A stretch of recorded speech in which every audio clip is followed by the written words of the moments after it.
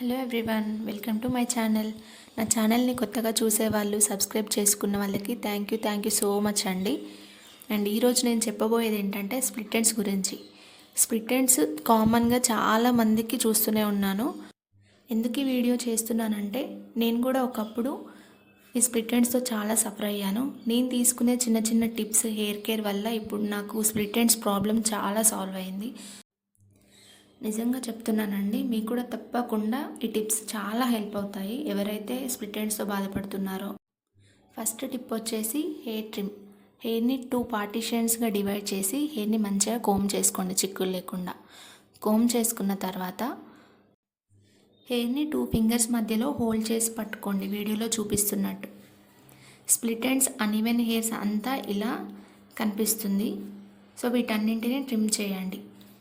లేదా ఇంకొకలాగా అయితే హెయిర్ని చిన్న చిన్న పార్టీషన్స్గా తీసుకొని ఫింగర్స్తో ఫ్లిప్ చేసినా కూడా స్ప్లిట్ ఎండ్స్ ఇలా పైకి కనిపిస్తాయి. సో ఇలా కనిపించిన చిన్న చిన్న స్ప్లిట్ ఎండ్స్ని కట్ చేయండి. స్ప్లిట్ ఎండ్స్ అన్నీ ట్రిమ్ చేసుకున్న తర్వాత హెయిర్ అన్ఈవెన్గా అయిపోతుంది లెంత్. సో లాస్ట్కి అన్నీ ఈవెన్గా దువ్వుకున్న తర్వాత 1 ఇంచ్ వరకు హెయిర్ కట్ చేయండి. సో అప్పుడు హెయిర్ అనేది ఈవెన్గా ఉంటుంది, లుక్ బాగుంటుంది. సెకండ్ టిప్ వచ్చేసి హెయిర్ ఆయిలింగ్. ఇక్కడే అందరు కామన్గా మిస్టేక్ చేస్తారు. హెయిర్ ట్రిమ్ చేశాక హెయిర్ని గాలికి ఎక్స్పోజ్ చేస్తారు. సో అలా ఎక్స్పోజ్ చేయడం వల్ల స్ప్లిట్ ఎండ్స్ మళ్ళీ ఎక్కువైపోయే ఛాన్సెస్ ఉంటుంది. సో స్ప్లిట్ ఎండ్స్ కట్ చేసిన వెంటనే హెయిర్కి ఆయిల్ అప్లై చేయండి.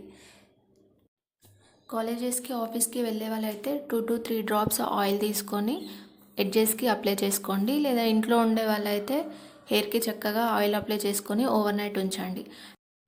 ట్రిమ్ చేసిన ఒక 1 వీక్ వరకు హెయిర్ని చాలా జాగ్రత్తగా చూసుకోవాలి. అప్పుడే మనకి లాంగ్ టర్మ్ వరకు ఈ టిప్స్ యూజ్ అవుతాయి.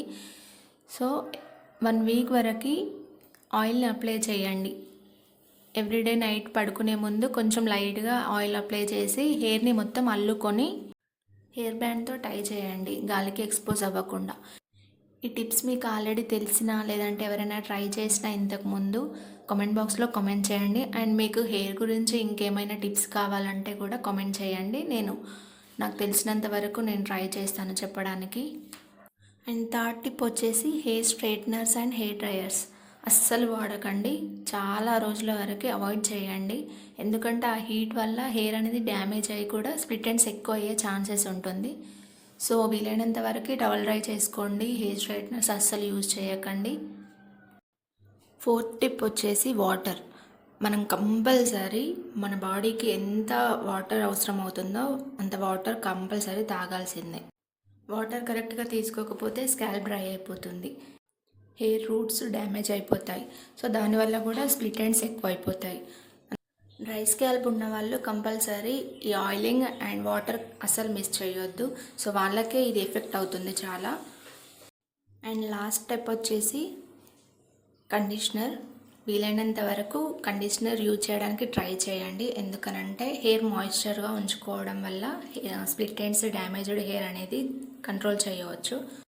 సో ఇవ్వండి టిప్స్, మీరు ఫాలో అవ్వండి, డెఫినెట్గా మీకు వర్క్ అవుతుంది. ఆల్రెడీ ఈ టిప్స్ని ట్రై చేసిన వాళ్ళు కానీ లేదంటే ఈ వీడియోని ఫస్ట్ టైం చూస్తూ ట్రై చేసే వాళ్ళు కానీ ఎవరైనా ఉంటే కామెంట్ సెక్షన్లో కామెంట్ చేయండి.